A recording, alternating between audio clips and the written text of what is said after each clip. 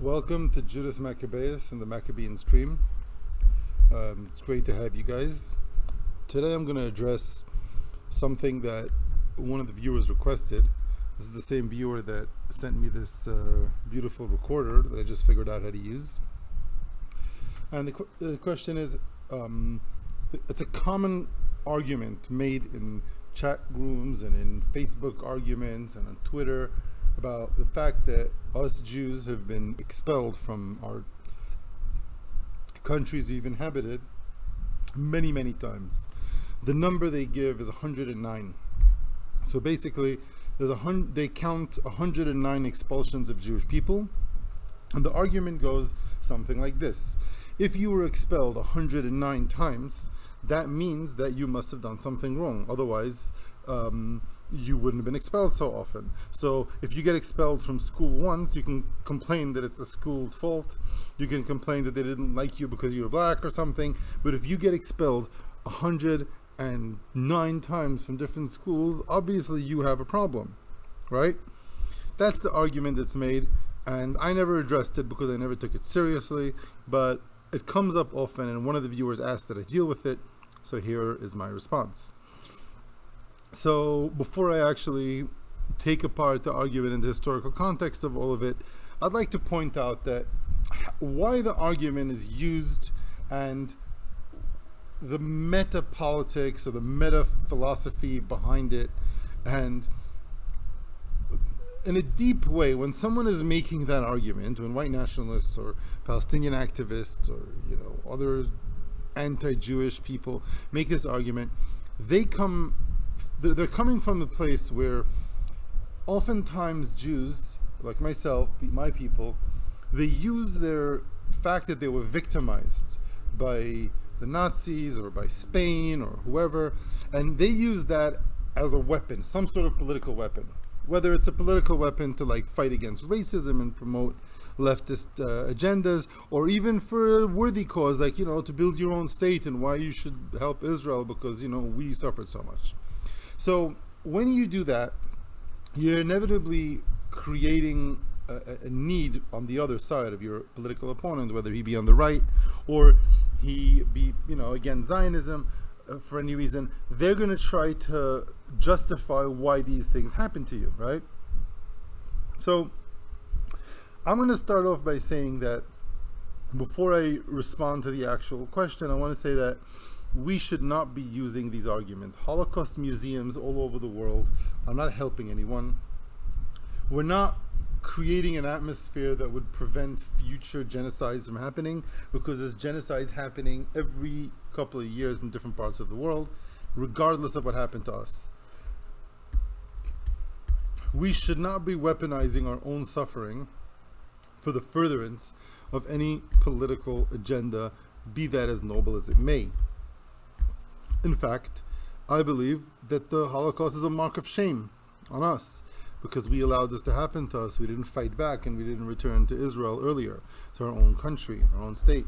But I digress. So my point is that I shouldn't be the one having to address this, because I personally don't use this argument. However, the argument is used a lot against me.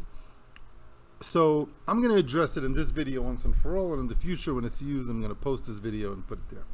So we've established that you got two sides. You got the Jewish side on one end, and you got the non-Jewish side, the anti-Jewish side on the other hand, right? And each one is using the history that's recorded, and they're weaponizing it for their own purposes, right?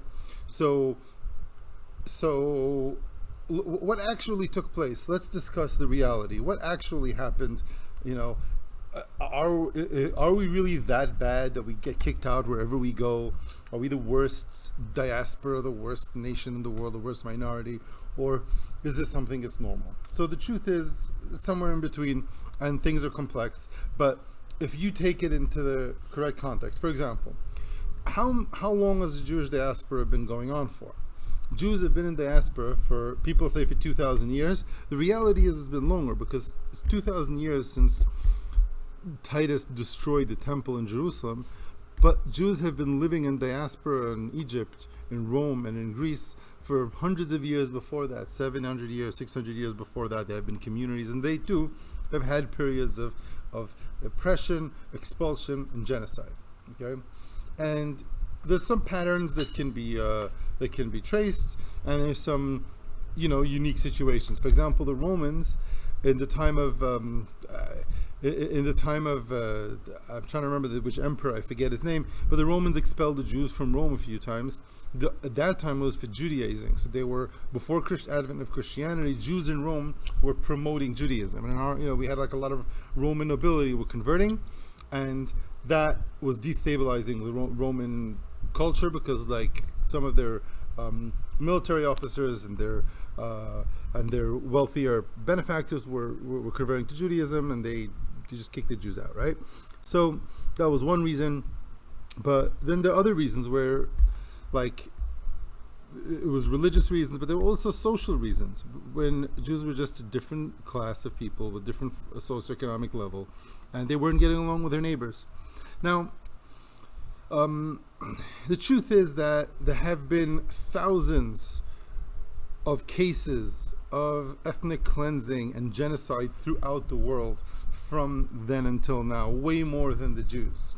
I would argue that any nation that goes into diaspora has a choice, one of two things. They can assimilate and become basically absorbed into their host nation, or they can maintain their own identity.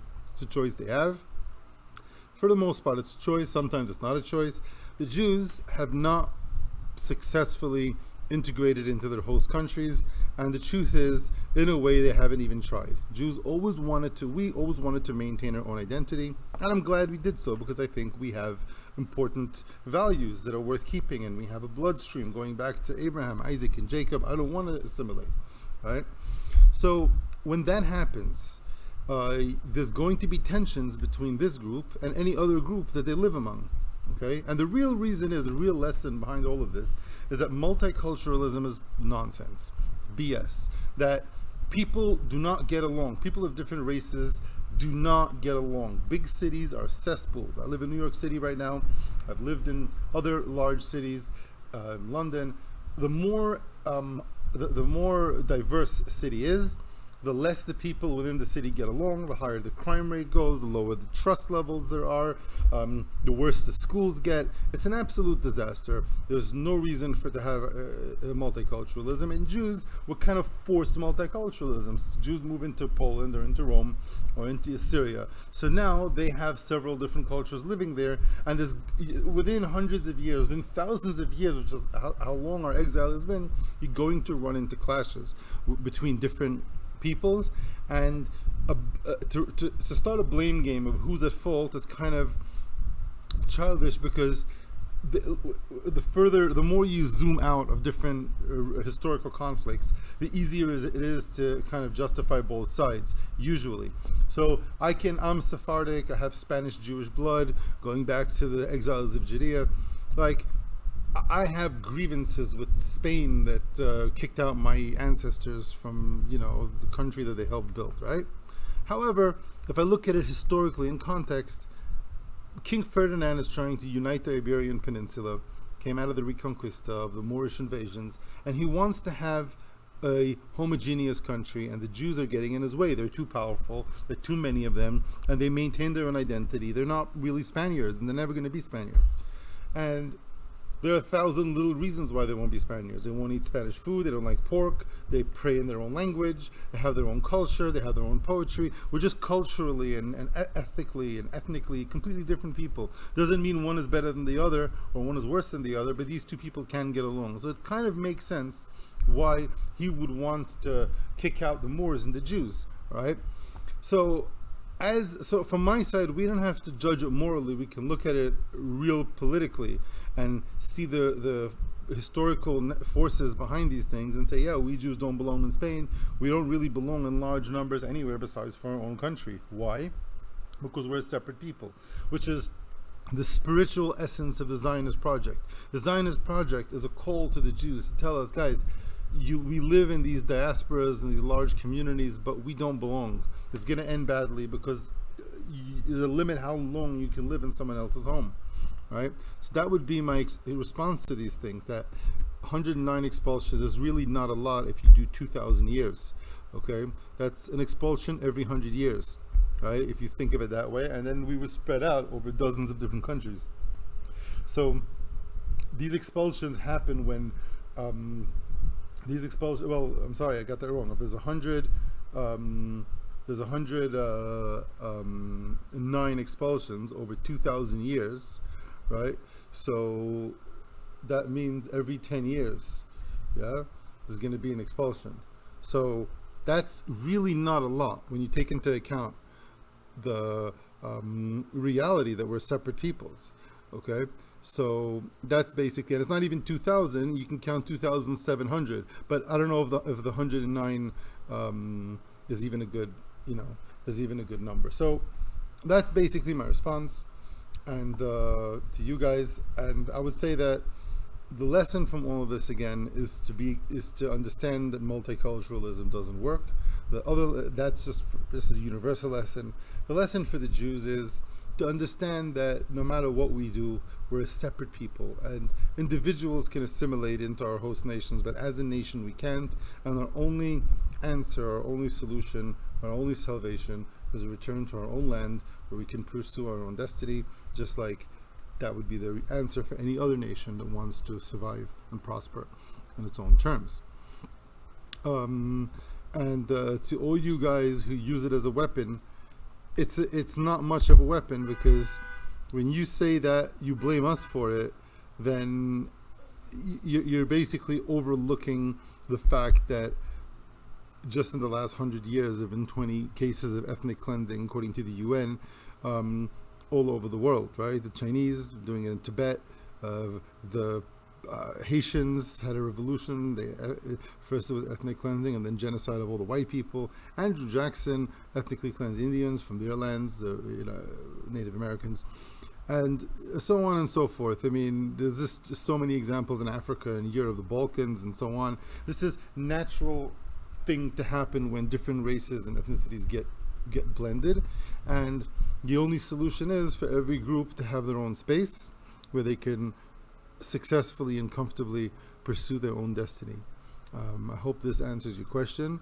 Thanks for watching. God bless you all, and have a great weekend.